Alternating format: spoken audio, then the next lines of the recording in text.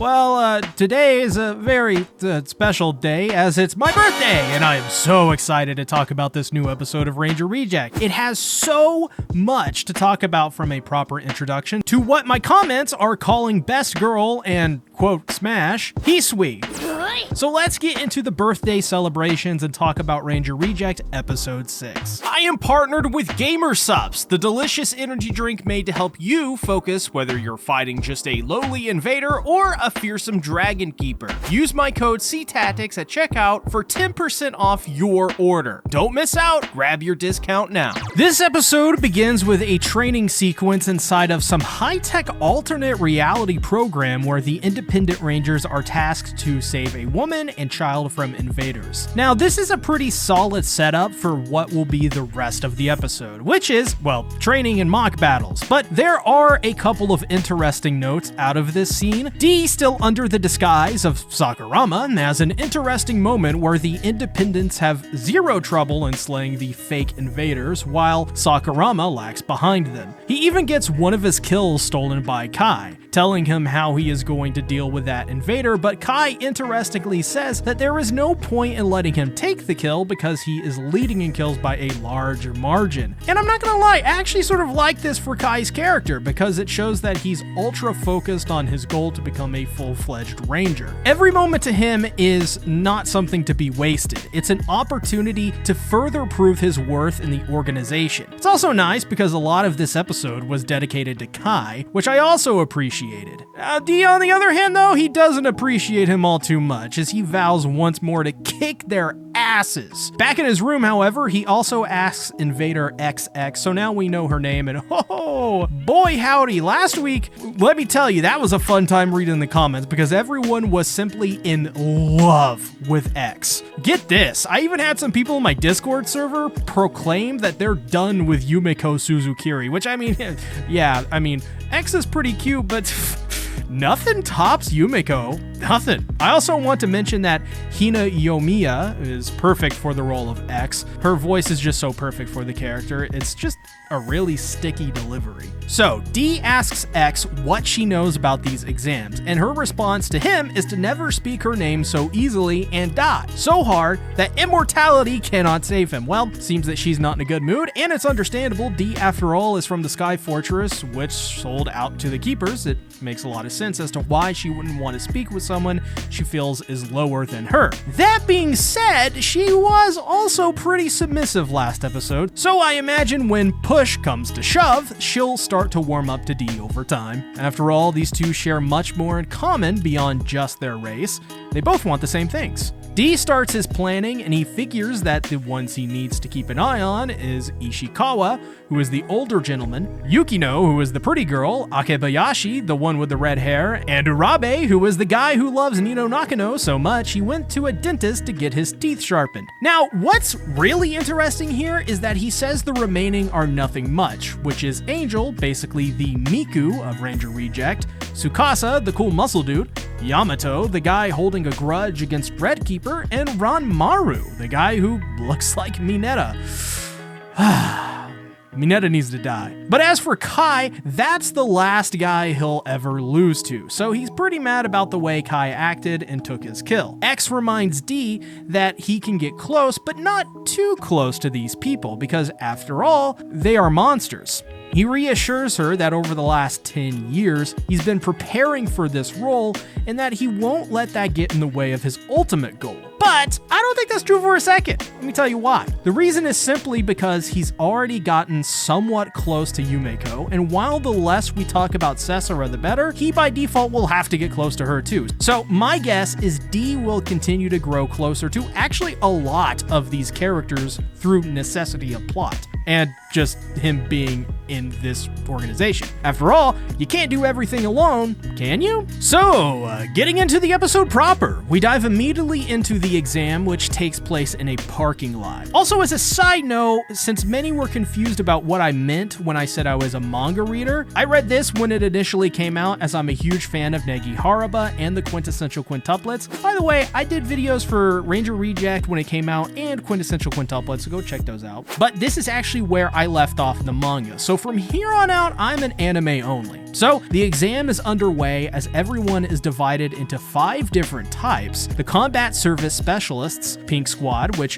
features Tsukasa and Rinrin, Stealth Specialists, Green Squad containing Ishikawa and Angel, Yellow Squad, which has Yukino and Yamato, Blue Squad, Urabe and Ranmaru, and Red Squad, Kai and Sakurama. So the exam is different than the others because they'll be fighting monsters in the form of on-duty rangers, aka the Keepers Juniors. They also need to get the key from these rangers and escape, and doing so, they will be scouted by their respective squadrons. So they'll need to work together to get through this exam and win. And as we see, well, that isn't so easy for Kai and Sakurama. Immediately, there is a clash between Sakurama and Kai, as Sakurama wants to use stealth to hide and sneak their way to victory, most likely due to D's disguise not holding up under punishment. And Kai wants to take things head on. D is already pretty ticked off at this guy, and Kai makes it very clear he doesn't agree with his methods of talking things out with the monsters at all. That being said, it's not like D isn't the team player here. The issue is indeed with Kai,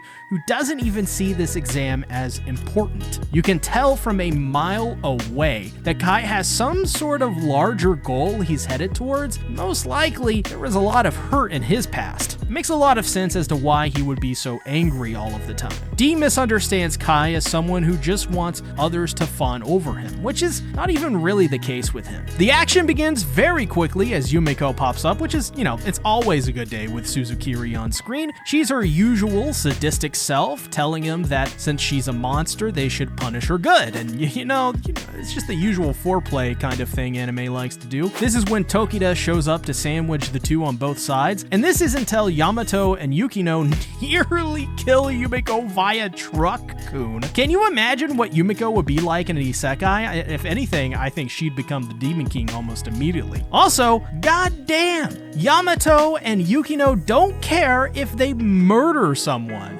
Especially a junior, though to be fair, they are in this organization, but they were pretty quick to try and run her over. Also, I'd be pretty scared for my life if I tried to kill Yumiko, but it didn't work, because I know she could kill me. But it doesn't work, because Yumiko is unkillable, or uses instant transmission. It makes me wonder, though, how did she clear the vehicle like that? Maybe one of the benefits of being an R&D is that she gets access to really cool new tech. Kai faces off with Tokita and he reveals some interesting info about him. He lost to a monster and is known as the Disgrace of the Red Keepers. And he sure doesn't fight like a disgrace, as he quickly beats the living crap out of Kai. Still though, he can easily take out Kai and begins to menacingly talk down to Sakurama. But D has someone up his sleeve. The Dragon Gadget, which can turn into both a sword and a gun, thanks to Hibiki. Kai gets back up and we get an honest-to-God lightsaber fight until D comes in and shoots a fire extinguisher to create cover for Kai and him to escape. But this is where we get the very obvious character motive for Kai. He wants to win no matter what it takes because otherwise,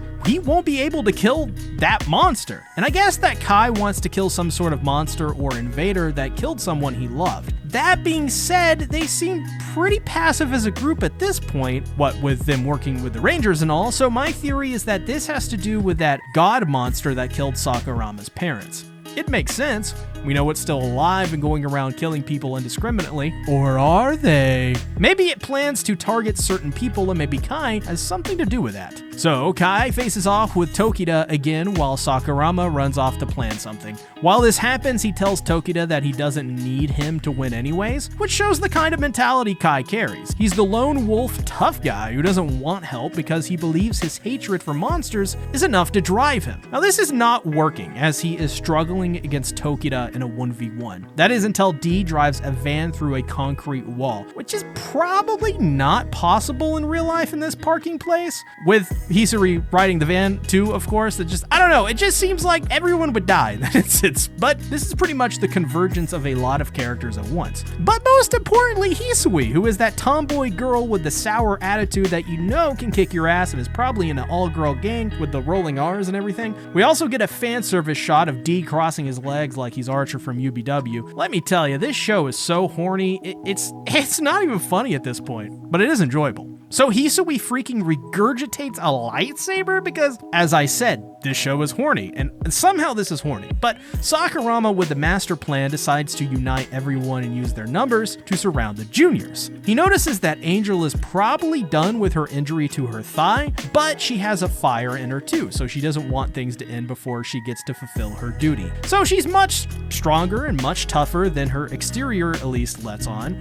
This kind of reminds me a lot of Miku Nakano if her stronger traits were more obvious, and she probably could cook. I also find it interesting that Dee looks after her and asks about her condition too. The only thing Dee seems to be getting better at is working with others and noticing other strengths. We also get a nice moment between Hisui and Tokita. She runs him down and tells him that becoming a senior first rank is just as likely as him passing this exam, which, yeah, this shows that, yeah. Tokita is seen as a disgrace by many in the Rangers, and you know what? I don't feel bad for that. They throw 2 more fire extinguishers and begin Sakurama's plan to confuse the enemy as Tokita keeps accidentally attacking Hisui. I like this scene because Hisui is being attacked by Dee, who is using drawings from Angel of Hisui and Tokita to go undercover as Tokita to piss Hisui off. And oh boy, is she pissed off. She threatens to kill him at every chance she gets. Also as well, is it not so cute that Angel knows how to draw and that she's self-conscious about her drawings too? She really is just Miku from QQ, so I think this is one of those must-protect characters in Ranger Reject, which makes her and Sakurama best boy and now best girl. Here's the thing though, those sketches are rad as heck.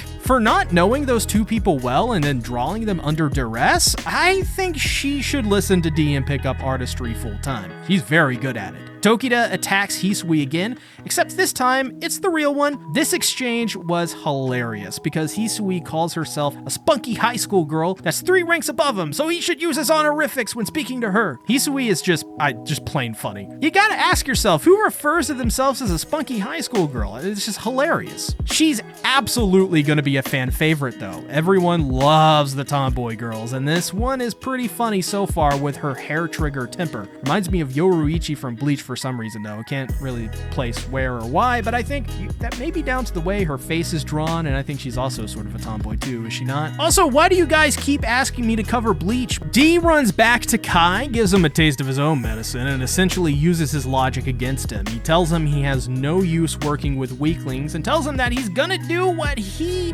did to him, and so he abandons him, calling him a weakling. Oh, sad. This was actually though a good call from Dee because he knows what happens when you work on your own. You can feel Yumeko's influence on Dee throughout because she is the person who taught him that teamwork, well, makes the dream work. She's taught him a lot of fundamental things like teamwork, confidence, and so much more. Makes you wonder just what Yumeko's role will be as the show goes on, especially on Dee. You'd also have to wonder that at some point Yumeko is going to figure out, or maybe already knows about X, since Yumeko and Sakurama aren't strangers exactly.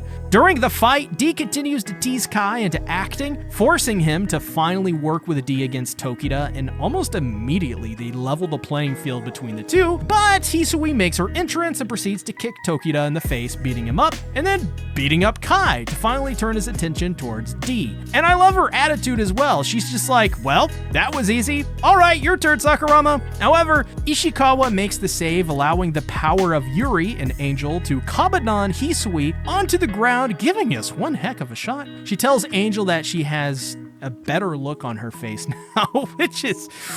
woo, that's a charged comment, but it does show that Angel, despite her soft looks, is much more dangerous than you'd expect and can pull off many great feats like pinning Hisui to the ground, which is no easy task as she is extremely powerful. Now, let's talk about this after credits scene. Dee continues his attack against Tokita, and we get this amazing shot where he slashes his face brace as the buzzer rings out and the exam period for day 1 ends. And I tell you what, Bobby, this was such a fantastic fight from beginning to end, and I cannot wait until the next episode. Everything about it was spectacular, from the art, animation, and the VAs, of course. Oh my god. The VAs are just spectacular in this series. They gave quite the shine to Hisui in this episode, which was the right choice. She's a fan favorite of the series, along with Angel, so I'm glad they both got pretty good introductions. Though let's be real, I'm gonna fight y'all. The best Hisui is the one from Tsukihime. If you say otherwise, you're literally worse than a regular video from C-Tactics. Yeah, how about that one? It is now that time in the show where I address comments from last week's video. Thank you all so much for your viewership and lovely comments. So now, let's get into this. So, a big source of confusion last week was that some of you were confused that Pink Keeper was a paraplegic, yet at the same time is still a Dragon Keeper. This isn't a plot hole. The reason that she can walk and use her legs in her Pink Keeper form, but not her regular out-of-suit form, is because the artifact gives her the ability to walk again. There was also a tad bit of gloom and doom, or doom and gloom, however you say it, in last week's video over people very worried that Ranger Reject won't be getting a Core 2, and that these were just rumors. Well, it was announced on Twitter a week or two before the premiere of the first episode that it indeed would be getting 2 cores and 24 episodes. The Mime Gojo, who has been a subscriber for 3 years, thank you so much. I might be misremembering, but I preferred the Pink Keeper reveal in the manga. She even asked her number 2 if he was ready, because he needed to catch her when she reverted out of her Ranger form, but overall, I prefer the pacing and reshuffling of events in the anime. So yeah, if you're a manga reader and you remember the Pink Keeper reveal, please chime in down in the comments below. We definitely want to hear what you guys think about that. Remember, leave a comment. If it's good enough, I'll feature it in the video. Also, it's my birthday, so if you could, give me the best birthday present ever. Drop a like on the video and subscribe. Thank you all so much for your support. I cannot wait for next week. It's gonna be such a good episode. See you then.